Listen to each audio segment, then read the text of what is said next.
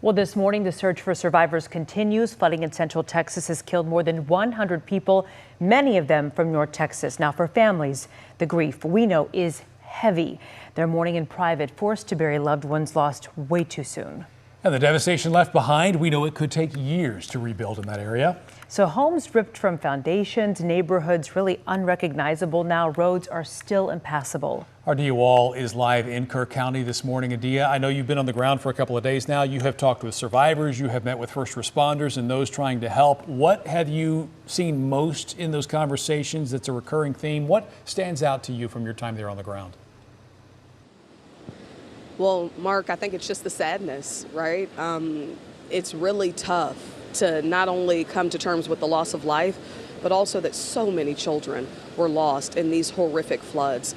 Right now, we are live in Kerrville, and you can kind of see behind us, the water's pretty calm. You know, it's doing what it's supposed to do at this moment, but over my shoulder, you see those trees, just the force of the water, the wall of water. You know, one of the volunteers we talked to, one of the relief agencies said it's like a blanket of sadness is over the area, and you can feel it when you drive in. And I'm telling you, after a few days here in Kirk County, it just doesn't go away. Sadly, the death toll here has exceeded 104 people at last count died in this, catastrophe really. 84 of them from right here in Kirk County. And later this afternoon, Texas Governor Greg Abbott is set to do an aerial tour of the damage here along with House Speaker Dustin Burrows. And then following that, they're going to provide an update on those recovery efforts across the hill country here in Central Texas. That's set for 5 o'clock. You know, right now, 10 campers and 1 counselor are still missing from Camp Mystic.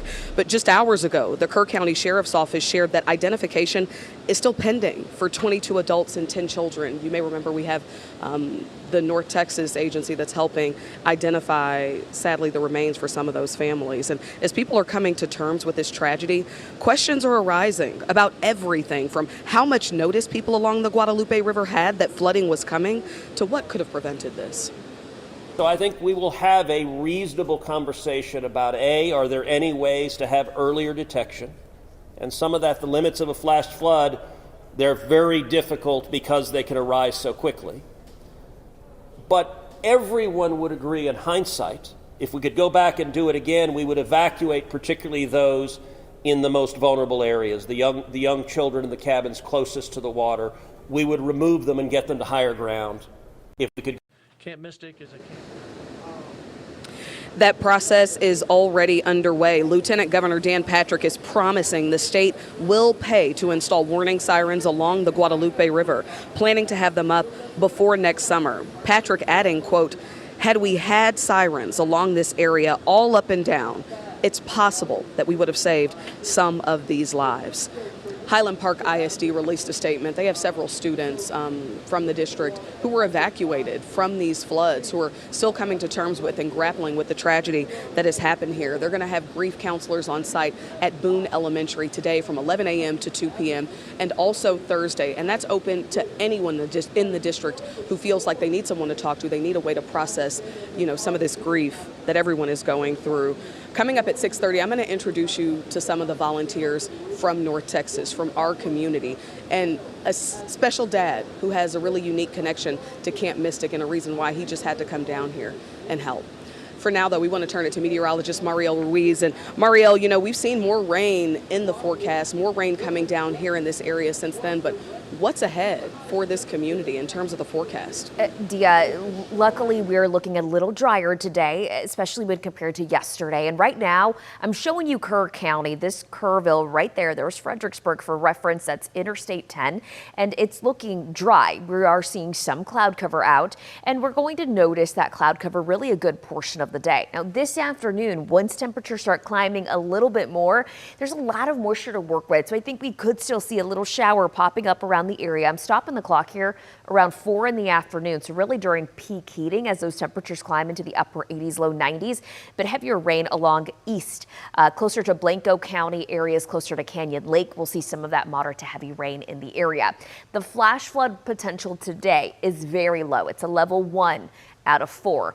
And that does include Kirk County. It includes areas of Interstate 10, areas of the Hill Country, and a big portion of Central Texas. Now, whenever we're looking along I-35 into the east, we're going to be watching closely for some sea breeze showers to develop this afternoon, and a few of those sea breeze showers are very well known to trek into Central Texas.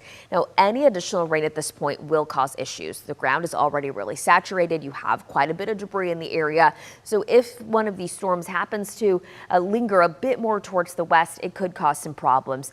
This particular model shows a little activity north of San Antonio. So of course, also watching that closely, and that lingers into the evening time. Tomorrow, slightly better opportunity, unfortunately, to see more scattered showers and thunderstorms in and around the area, including Kirk County, including a big portion of Central Texas.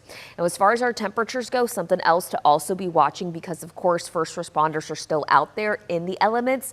We will be in the upper 80s for Kerrville, low 90s along the I-35 corridor. Factoring the humidity, though, it'll feel like the mid to upper 90s, even the triple digits at some points, Kara. So hydration and of course taking care of those first responders and everyone out there in the elements is going to be crucial today. Yeah, because it's not easy work, so it makes it even worse.